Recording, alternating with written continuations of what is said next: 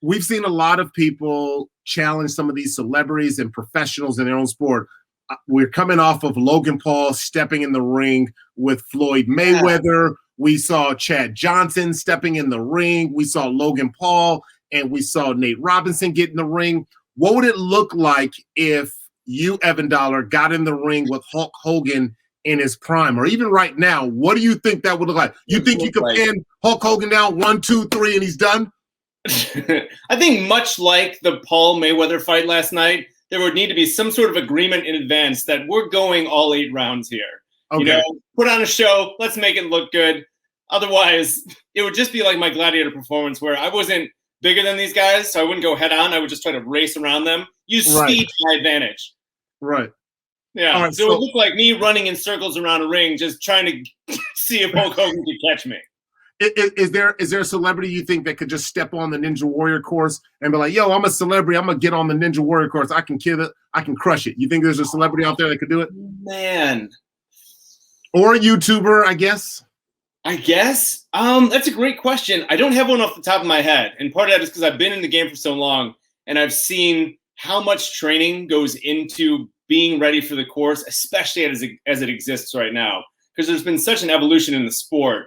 Like I went to Ultimate Ninja's gym last year, like pre-pandemic, and was testing some of the obstacles for an upcoming competition. And it took me 5, 6 tries just to do one of these obstacles. And then sure enough, one of these 13-year-old kids jumped on it during the competition, made it way, like first time after doing 5 obstacles before that. I'm like, oh, I've been out of the game too long. That's always so surprising when you see the young guys coming in, the teenagers, the girls, they're coming in and they're able to adapt really quickly. And we've seen, you and I, we've grown and we've seen the evolution of the obstacle course, and they're getting harder and harder. And we're seeing the ninjas being able to keep up with it. And speaking of Logan Paul, you do know he ran a Ninja Warrior course and didn't have success. He didn't have the. He could step in the boxing ring and get in with Mayweather, but he couldn't step in the ring or on the course and handle an American Ninja Warrior. I'm just putting that out there. Logan Paul, you might be making your way in boxing, but you have not made your way on Ninja Warrior. You haven't. I mean, maybe there's still time, but it's such a unique skill set now. And as the obstacles continue to progress, as the athletes get better and better, so now it's a combination of, I mean, a lot of rock climbing still, you got to have that grip strength, a lot of parkour and general fitness training. But since with the ubiquity, I guess, of all the gyms, the ninja gyms that are popping up across the nation and the world, you can train sports specifically now for these obstacles. And it's insane. So if you don't have that in your arsenal, it's very hard to be competitive on a show like this. So how did you get into Ninja Warrior? You started season 2 was your first season. I didn't come in until season 5. Obviously, I saw a lot of you. I knew who you were. What made you get into Ninja Warrior? Well, a lot of it, I had to go to answer that question. You got to go back a little bit further to 2008 when I did the reboot of American Gladiators. Okay. We did two seasons of reboot, and first season I was a competitor, and I won first season, so they made me a Gladiator Rocket for second season, and then. You know, the way that things go with television, the ratings weren't there. The show went away. So I left LA back to Chicago and was sort of looking for a new challenge, a new opportunity. And one of my coworkers pulled up, I think it was G4's website at the time. He's like, you got to check out Ninja Warrior. I think you would crush it. And so I submitted a bunch of American Gladiator footage, be like, use me.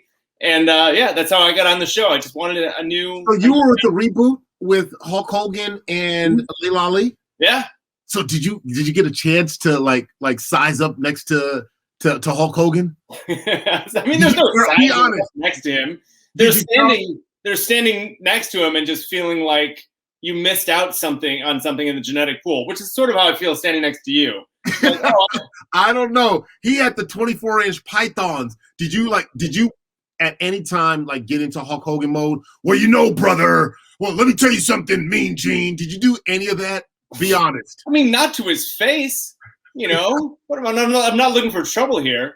Yeah. Well, it was. Yeah, I mean, when you have him next to you. So I remember the first obstacle that I competed on Gladiators was the Gauntlet. So I'm racing through this lineup of 4 different gladiators, breaking through this foam wall, and you try to make it in 30 seconds. And I made it just at the buzzer, and I'm going crazy. I'm all fired up. Adrenaline's pumping. And then Hulk Hogan's there and he's like hoisting my arm up in the air. He's saying, "You did it, brother." And I was like, I didn't know what was happening.